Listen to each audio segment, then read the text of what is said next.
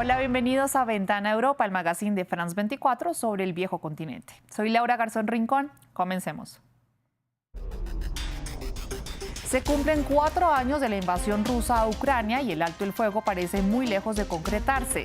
Las negociaciones permanecen en un punto muerto y en terreno los avances tampoco son significativos, aunque los muertos se cuentan por miles. Tenemos el balance de esta guerra.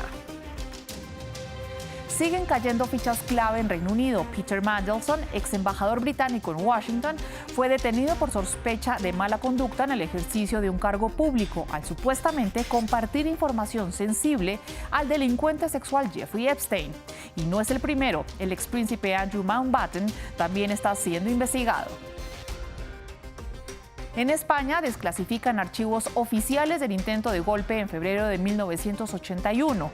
Esto arroja nuevos detalles sobre las maniobras militares, los contactos previos al golpe y el papel de los principales implicados. Sin embargo, la publicación no altera de forma sustancial la versión histórica sobre el intento de asalto al Congreso. Les contamos. Ya son 4 años desde que Rusia lanzó su operación militar especial sobre Ucrania. Los muertos de ambos bandos se cuentan por miles, con cifras que por ahora nadie ha podido corroborar. La guerra sorprendió al mundo y ha transformado el tablero geopolítico. Las sanciones económicas sin precedentes contra Rusia y el aislamiento diplomático parecen solo haber ralentizado el avance del conflicto. En el terreno, la guerra es de desgaste. Moscú controla casi un 20% del territorio ucraniano y Kiev resiste con el uso de los drones, mientras que las negociaciones siguen estancadas pese a la presión de Donald Trump. Hugo Caro Jiménez nos cuenta. 4 años de Ucrania bajo fuego. La invasión rusa a suelo ucraniano entró a su 5º año. Hoy se cumplen 4 años desde que Putin inició su ofensiva de 3 días para tomar Kiev. Y eso, de hecho, dice mucho de nuestra resistencia, de cómo Ucrania ha luchado durante todo este tiempo. Detrás de estas palabras se esconden millones de nuestros ciudadanos.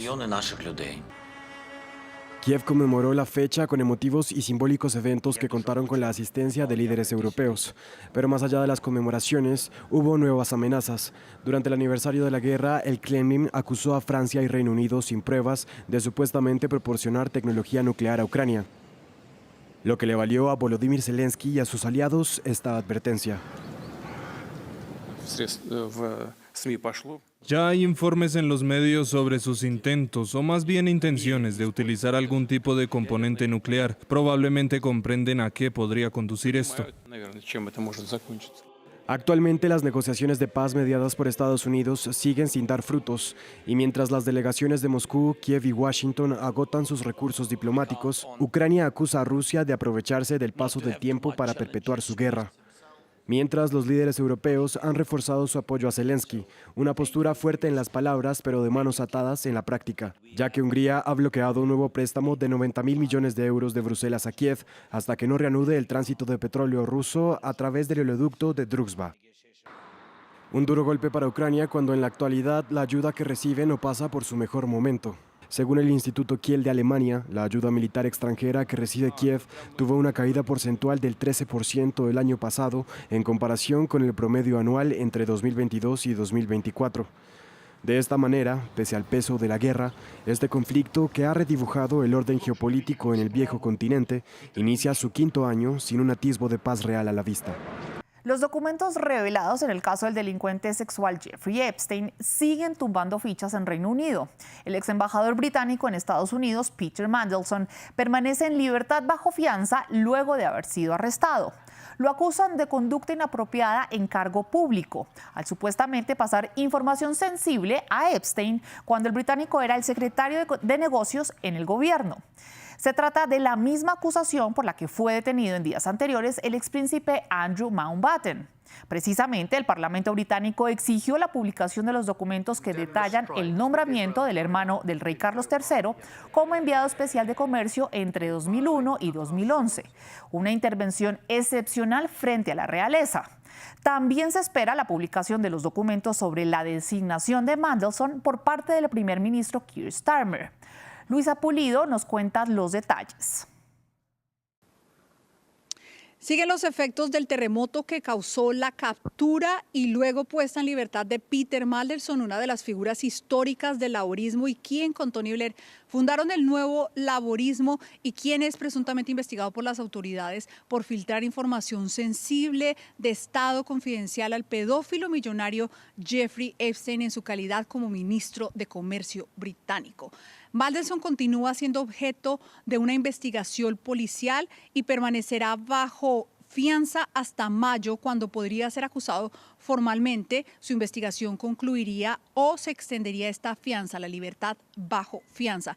Las autoridades, entre tanto, siguen investigando el material que fue sacado, retirado de sus casas, tanto en Londres como en las afueras de la capital británica. Recordemos que se sustrajo una caja llena de documentos, computadores y otro material electrónico que está siendo analizado detalladamente por las autoridades para encontrar evidencias para este caso. Entre tanto, los abogados de Mandelson han negado que el político laborista pretendiera salir del país, como se ha asegurado, y que tuviera como destino las Islas Vírgenes Británicas en el Caribe.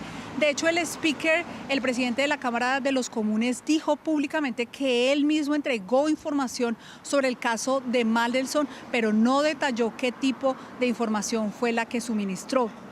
Esto mientras crece la presión política y del público para que el gobierno publique lo más pronto posible todos los documentos que llevaron al nombramiento de Mandelson como el embajador en Washington, el cargo más importante de la diplomacia británica en el 2024. Sin embargo, como Mandelson continúa en esta investigación, no hay certeza de que el gobierno pueda cumplir y entregar esa información como se comprometió en los primeros días de marzo, lo que supone, por supuesto, más presión para el muy débil gobierno de Keir Starmer. Seguimos con la publicación de archivos, esta vez en España, porque el gobierno de Pedro Sánchez desclasificó documentos relacionados con el intento de golpe de Estado de 1981. Los textos incluyen la transcripción de conversaciones telefónicas del golpista Antonio Tejero desde el Congreso sitiado por los agentes a su mando. El mismo día en el que se revelaron los archivos, falleció el teniente coronel Tejero. Albert Naya nos explica. 23 de febrero de 1981, casi 6 años después de la muerte de Franco, durante una sesión parlamentaria en el Congreso de los Diputados, el teniente coronel de la Guardia Civil, Antonio Tejero, apareció en el edificio gubernamental junto a un grupo de agentes del mismo cuerpo, pistola en mano y secuestrando a los parlamentarios y al presidente del gobierno. El ahora rey emérito, Juan Carlos, ordenó en un discurso televisado mantener el orden constitucional. Y más tarde, después de unas horas de cautiverio, todos los miembros del Ejecutivo y los diputados salieron en libertad, mientras que los acusados de golpistas fueron desfilando. Pero el suceso desató décadas de preguntas sin respuesta. Por ello, el gobierno de Pedro Sánchez, en un inusual movimiento, pretende arrojar luz publicando todo material clasificado sobre aquel día. Son 153 unidades documentales que durante décadas han permanecido clasificadas bajo una normativa franquista, pero que ahora pueden ser consultadas por historiadores, por investigadores y por la propia ciudadanía a través de los canales oficiales. Entre los documentos figura una conversación donde Tejero hace referencia a figuras clave, como el general de las Fuerzas Armadas, Alfonso Armada. En las palabras aparece mencionada la propuesta de Armada de articular un nuevo gobierno, quien mantenía una relación cercana con el rey Juan Carlos. Posteriormente, los documentos señalan que el rey mantuvo presuntamente conversaciones con los principales implicados en el intento de asonada antes de las vistas orales. Por encima de todo, se pretende que la corona no salga lesionada del proceso y que los intentos no vengan en todo caso de los principales procesados y de reconocida vocación monárquica. Por ello, la principal crítica en las publicaciones de los documentos es la inexistencia de una respuesta, si los militares actuaron por cuenta propia o si contaban con una cobertura superior en la zarzuela. Cambiamos de tema porque continúan los acercamientos de líderes europeos a China. En esta ocasión, el canciller de Alemania, Friedrich Merz, viajó a Beijing en un intento de profundizar los lazos con el gigante asiático. La visita ocurre en un contexto imprevisible con las amenazas comerciales de Donald Trump a los europeos. Por ello, Merz busca un socio y Beijing le estaría proponiendo, en principio, multilateralismo, un orden mundial basado en normas y libre comercio. Recordemos que China es el socio comercial más importante de queda Alemania con un volumen de más de 250.000 millones de euros solo en 2025. Berlín ha calificado a Beijing como un rival sistémico. Así las cosas, Merz ha insistido en que se debe corregir los desequilibrios económicos y abrir los mercados. Por ello, reclamó una relación comercial más justa a Xi Jinping. Hace 10 años dije en varias ocasiones que el mundo está experimentando una gran transformación sin precedentes en un siglo. Recientemente usted también afirmó que estamos viviendo un punto de inflexión trascendental. Cuanto más turbulento e interconectado se vuelve el mundo, más necesitan China y Alemania fortalecer la comunicación estratégica y fomentar la confianza mutua estratégica.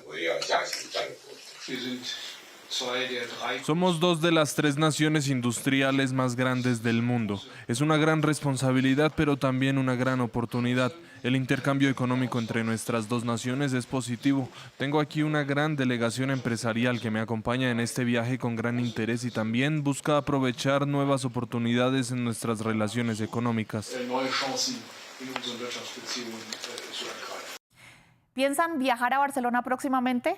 Deberán tener en cuenta que a partir del 1 de abril será más caro ser turista en Cataluña. El Parlamento dio luz verde para que en Barcelona la tasa se duplique. La iniciativa impactará las estancias en establecimientos turísticos en la capital catalana. Esta reforma permitirá elevar la recaudación hasta los 200 millones de euros, de los cuales un 25% deberá destinarse a la política de vivienda, mientras que el 75% restante se asignará al Fondo para el Fomento del Turismo, una medida que además de ser económica responde al hartazgo y rechazo de los ciudadanos al turismo masivo. Recordemos que en 2025 hubo unos 20 millones de visitantes internacionales. El gremio de hoteleros de Barcelona ha expresado sus dudas sobre el efecto de esta medida. Es el mismo problema que en Francia, en algunas ciudades, problemas de vivienda, así que entiendo las demandas de la gente de Barcelona. Por otra parte, 15 euros al día por persona también pueden ser caros para los turistas, pero entendemos perfectamente este problema. No sé si esto resolverá el problema con los turistas. Como no hay vivienda para la gente local, lo que se necesita hacer ahora es deshacerse de los apartamentos turísticos y dárselos a la gente que vive aquí. Hasta aquí este episodio de Ventana Europa. Si quieren ver más, quédense aquí en France 24 y en france24.com.